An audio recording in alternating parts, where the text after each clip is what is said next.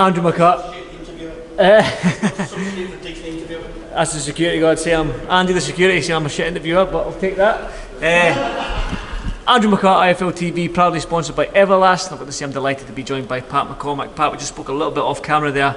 I mean, your debut was back in March. It seems a long time ago. Are you frustrated or happy that it's been 4 months since your debut and you're ready to go back out?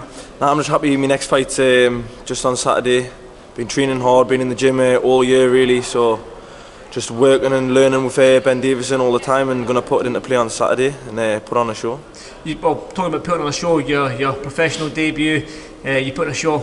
It was an easy show to put on because it was a first round stoppage, sickening body shot I believe it was. So what can we expect from you this time out? It's the same thing, but I think I'm learned a little bit more on the pros and settled my feet a little bit more, working all the time, and I definitely think I'm going to stop this kid. Is it still the French kid? I can't remember his name. Is it Trenel? I believe it is. Yeah, I think so. He's just come to us and spoke to us there, being all nice and that, but I'd rather him come stairs out, do you know what I mean? But he shook my hand in that, so I shook his hand back, and just a bit of respect. His last fight was against Cyrus Patterson, a young up-and-coming fighter like yourself. You managed to get the stoppage over him. Are you looking to use that as a yardstick and hopefully get the stoppage yourself? Nah, not at all. Cyrus is my good pal from the Berkeley Boxing Gym. Been all over the world with him. He was on GB with us, so good friend of mine. I'm not in competition with Cyrus. I'm just going to go out and do my own thing. You said there that your opponent there came up to you and he was all nicey. Are you looking forward to the days when you've got maybe a title on the line and your opponent's giving you some, he's calling you a shit bag or whatever it may be? Are you looking forward to them days, and how excited are you? That's what I want. Like, I was standing with my mum and he come up to us and being all nice, and I was saying to my mum, I'd rather him come up to us and nudge us and stay us out. Do you know what I mean? You want me to start some shit with him? I don't think he's ready for this shit, to be honest. So listen, obviously with that amateur pedigree you have, the silver medalist in the Olympics, and obviously the first round stoppage in your pro debut, we've seen Olympians come out of the Olympics and get fast tracked.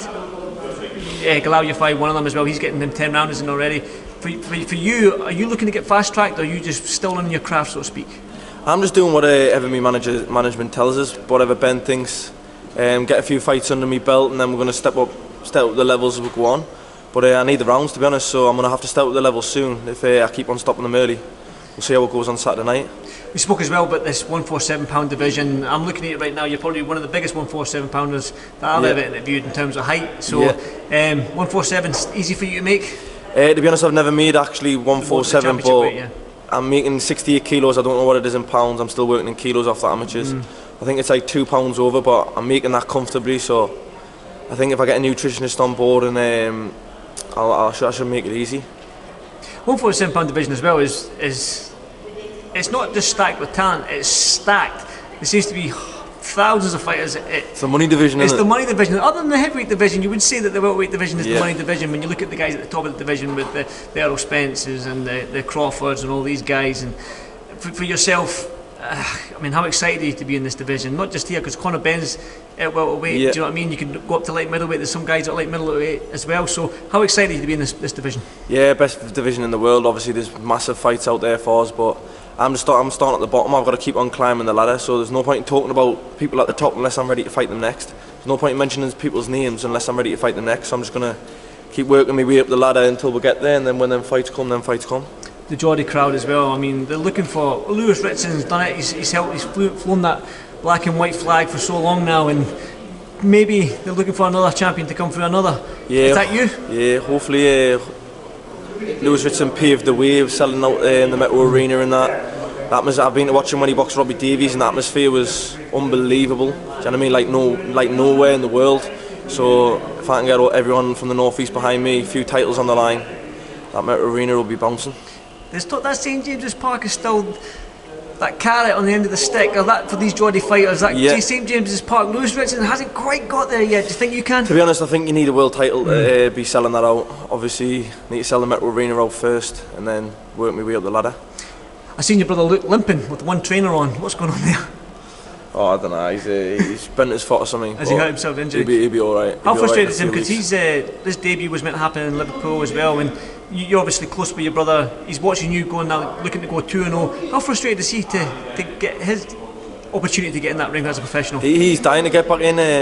Just going through a little few things at the minute, but they should be sorted soon, and he'll be fighting soon. Good stuff. I did mention Conor Benn being in your division. Now, obviously, I'm not going to say will you fight Conor Benn, because you probably will. But the question I'm going to ask is your thoughts on this whole Conor Benn and the possible fight with him and Chris Eubank Jr. Now, I'm a little bit older than you. I'm 40, so I grew up as a kid watching their dads, and how exciting that was watching them two go back and forth. You've probably seen the highlights because you're probably too young to remember their dad's fight, but you've probably seen what they were like coming through.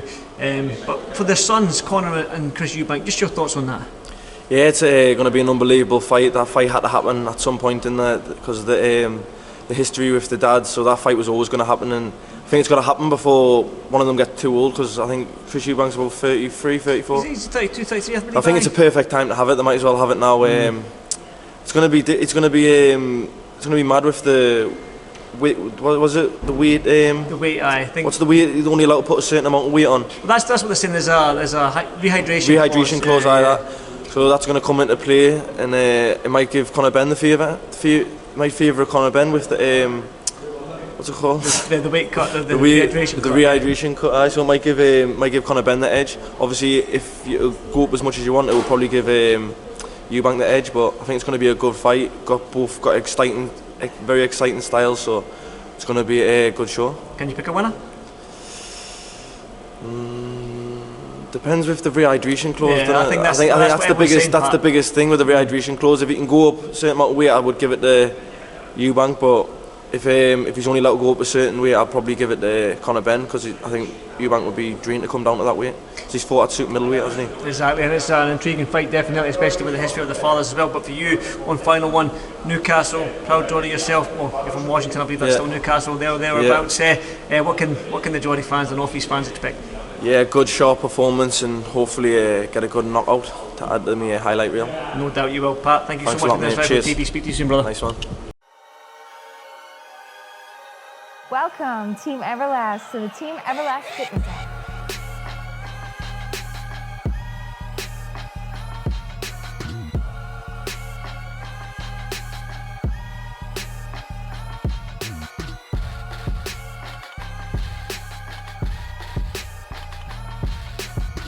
Download the Everlast Fitness app and find your greatness within.